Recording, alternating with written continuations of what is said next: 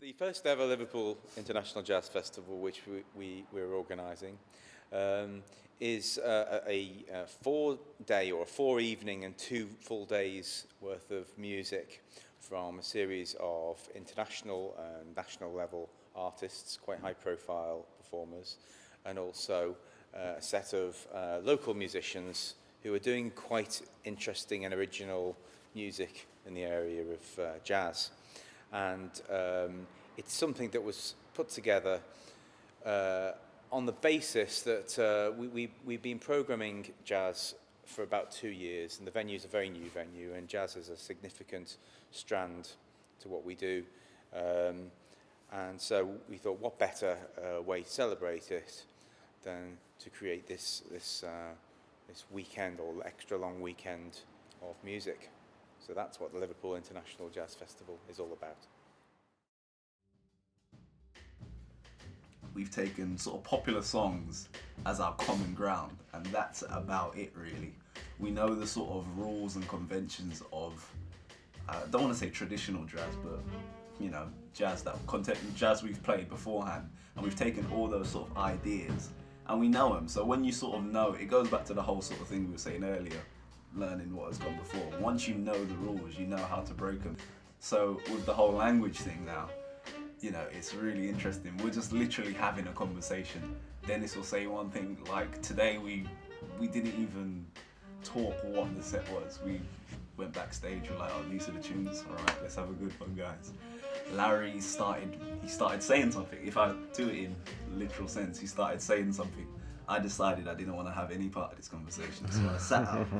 Dennis interjected and overlapped and started cutting Larry off, which happens in normal conversation. I don't think that's a bad thing, you know, it makes the conversation flow nicely.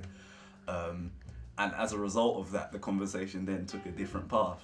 And this happens a lot in any kind of jazz, you know, bebop, post-bop, modal.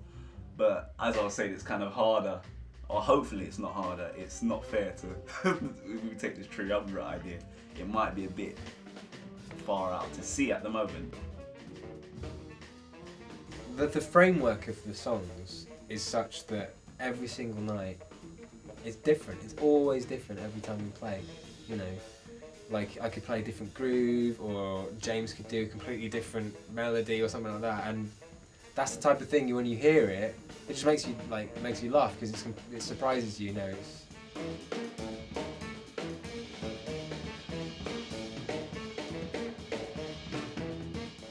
Without places like this, jazz wouldn't exist, you know. Well, it would in very small clubs, and maybe not for that exposure. So musicians need that exposure, you know. And so these two working together, in a way, you know. So you know, there are many kind of small venues that don't need any fundings and need kind of everyone just chipping in. But if you were to, you know, I suppose combining both of the question, if that is a way of life and you're about to make money out of it, that's going to be very difficult these days. And so there has to be a balance. And I mean,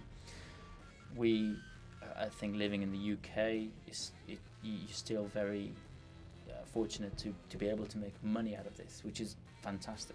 And Europe in general.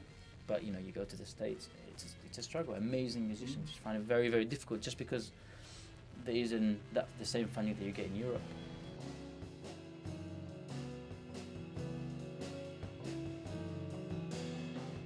Small but blossoming, I think, is where we're at the moment. I think when I first came back, there wasn't a huge amount going on, so going back 6 or 7 years. And certainly I don't think anything like Liverpool Jazz Festival could have happened that far back. I think probably jazz generally, there's a slight growth in interest and a raising of awareness of it that's filtering through everywhere, but Liverpool's jazz scene now is increasing all the time. We've got a few good venues, consistent venues, and you know, places like this are fabulous. We've got the first jazz festival now, so hopefully it'll continue to grow.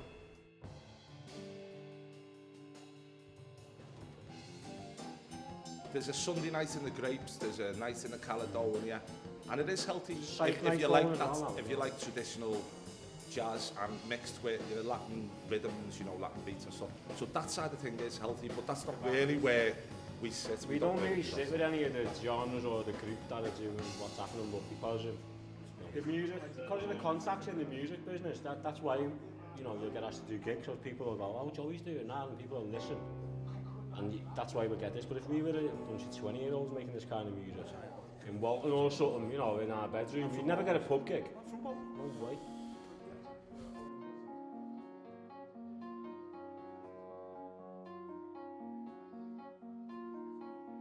You know, it's quite a niche music, really, and maybe not niche, but it's just quite unusual music, and its very nature is to experiment and to be different from what is the sort of populist norm. And so, by definition, it won't be for everyone, and it will, you know, people maybe have to go through a process sometimes to get into it, where at first it seems impenetrable and bizarre, but I think that's, you know, that's why people get so obsessed with it, is once it clicks, it's sort of, you can't imagine not knowing and loving that music.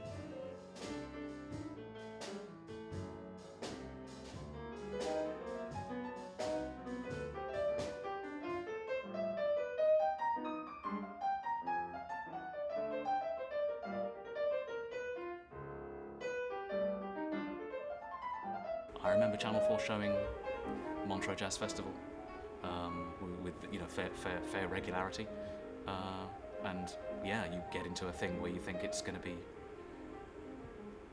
always like this, not realise it's a little stage at that time, but this was before the internet. This was before a broader spread of sort of digital media available to a lot of people.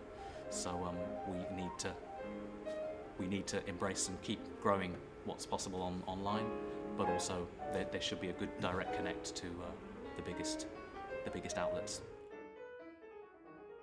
Depriving a community, you're depriving the cities, you're depriving, you know, the festivals, you're depriving the country. And it's not for the sake of not having players, because we have players from all corners, from Scotland. Tommy Smith has a fantastic youth orchestra, all the way across. There's so many bands, too many to name, but just on the media, for some reason, this acts of freedom, this in making music, doesn't seem to comply with the rules of the nation. And as you know, you can go and bet, you know, you can do the lottery. Those things are more important than teaching somebody how to play an instrument, which will enhance their life, which will teach them how to share, how to give and take, you don't have to become a musician, but as a youngster, if you learn or get concepts of improvisation, it will enhance everything you do. This conversation we're having, this is what jazz music is all about.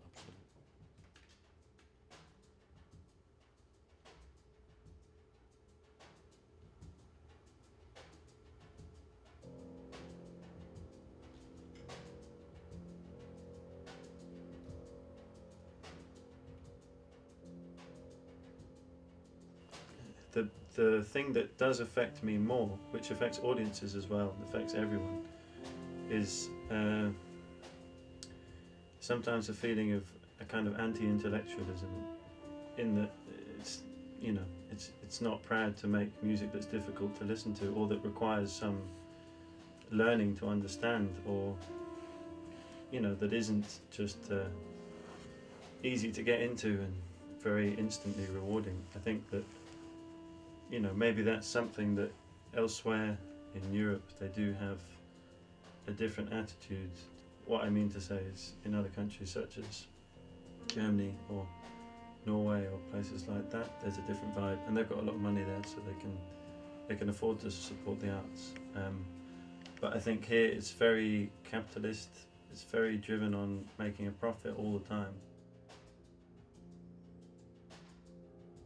Personally, I think it sort of starts with the musician. The musician sort of has a responsibility, especially with jazz. If we're talking jazz, has like a, in my opinion, a responsibility to keep the tradition, the culture, the music alive. So, you know, it's hard, but trying to do as many gigs, trying to just be out there and be open and accessible.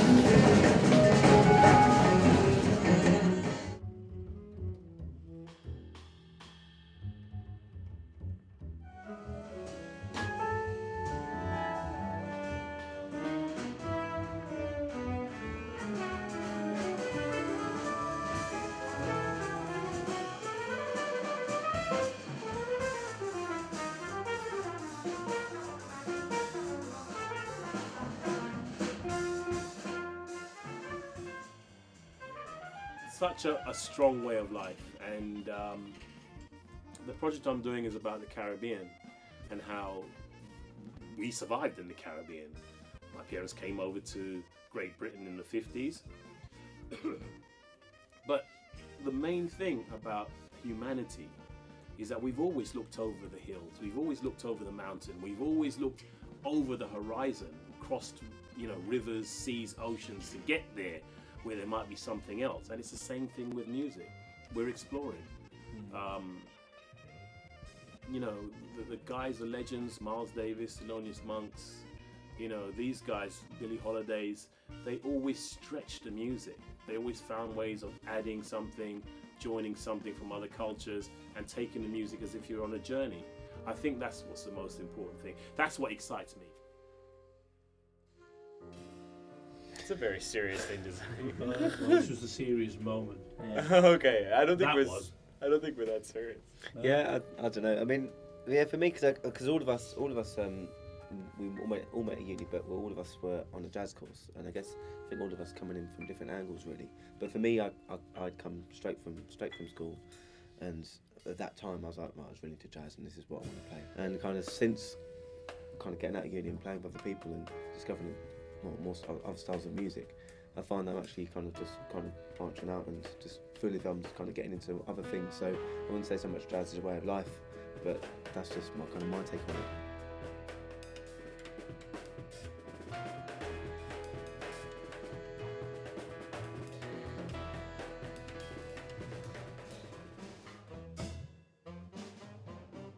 I'd say it's true, yeah.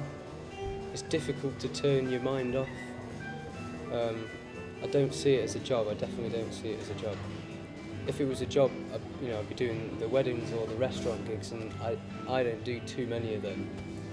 And I can definitely see how that's a job, but for me, I do it because I have a need to do it. I want to do it. I want to go out there and create. I want to play with lots of people and create lots of different music. It's an art form, without sounding pretentious about it.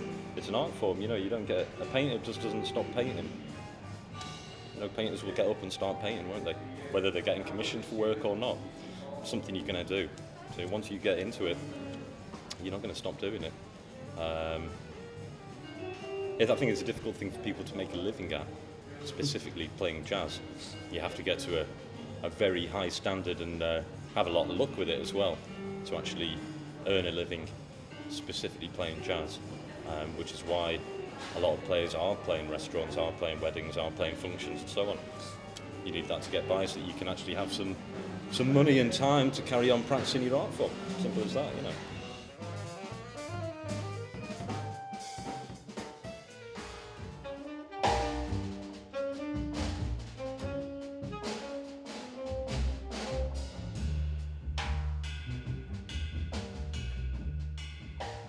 To sort of play jazz effectively, you kind of have to immerse yourself completely in the culture and the community.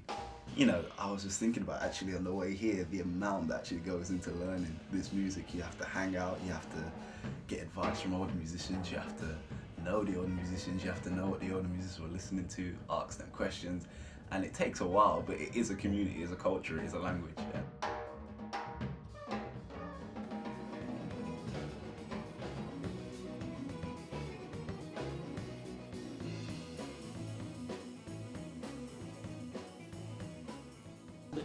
We don't do it because we want to achieve anything. Rock a big festival or a giant arena. No, we do it every day. I've done it for 17 years because that's what I do. So the achievement for us isn't what's going to happen after we finish that rehearsal or finish that track. The achievement is doing that track. That's it. It's done. And when we got a track, we like it. It's done. That job done. If anything else happens after that, we get a gig or whatever. Brilliant. But we can't not do it. That's the difference. There's people who've got motives for being in a band, you see, and they've got a motive for making the music. We haven't got any motive. We do it because we've got to do it. We can't not do it. If we were in a band together, we'd all be squirrels away in a room doing something else, but it'd be music. Well, I think music is a way of life.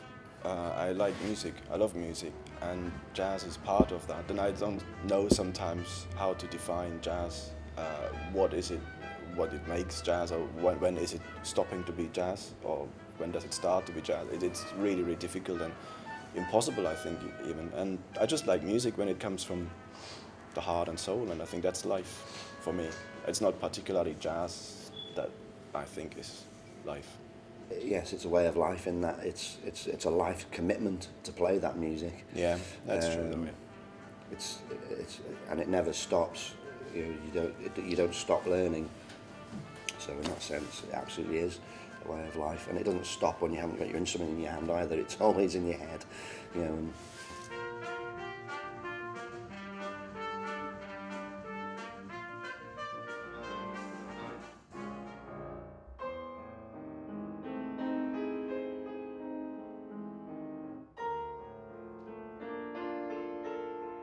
bit of a mystery as to why there hasn't been before, but centering it around the Capstone Theatre, I think is a brilliant idea, and I'm equally amazed at the state of the art set up here, and I think it's, again, this theatre and the festival will go from strength to strength.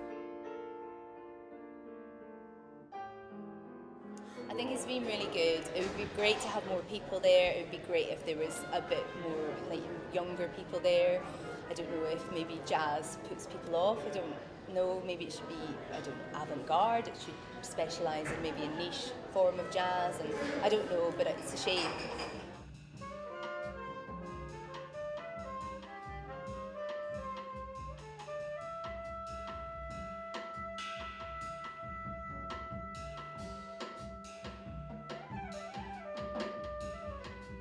I'm a firm believer that you've got to know where you come from before you know where you're going. I'm not saying you should be bound by tradition or what has gone before, but you know, personally, you have to be informed, or else why play jazz? What separates jazz from a reggae musician? Do you know what I mean? Right. If you don't know what has gone on before, you kind of have to have a solid foundation. And I respect all the musicians like Wayne Shorter's, your Thelonious Monks, who are heavily steeped in the tradition but have their own thing.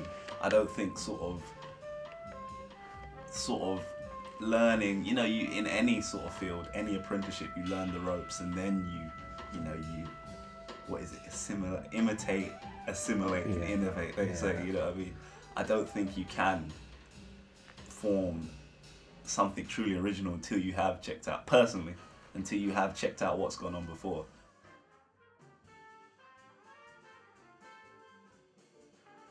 it's music that's always relevant because it tells a story. There's an example of literally like a song like "Strange Fruit," Billie Holiday. There's a heavy message in there, and there's a message in whichever snapshot you take from history. It's about where people are at that time. It's music that exists in the present. It's made in the moment. It's music of the moment, and that's what makes it. So it's exactly relevant now as it was in the 20s. And that's why a friend of mine referred to it as the Rockpool of music, in that what other musics come in and may be massively popular, the jazz is there, and when that stuff goes out, the jazz is there. It's never massively, hugely popular, but there's always an audience for it, and there's always people who love playing it.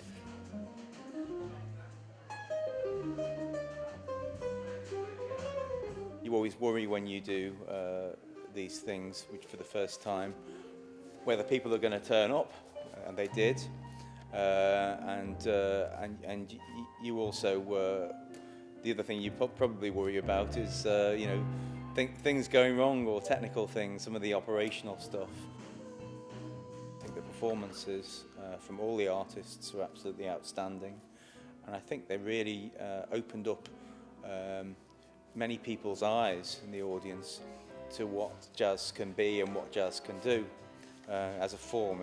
It's a very difficult genre to actually define, and I think what we've done is we've pulled music in which has taken the possible definition of jazz into all sorts of directions, and I think that's broadened perhaps the audience that have been here's horizons about what jazz can be, and I'd like to build really on what we've done into the future, you know, and also into another jazz festival, the second one, which we'll be planning around the same time next year.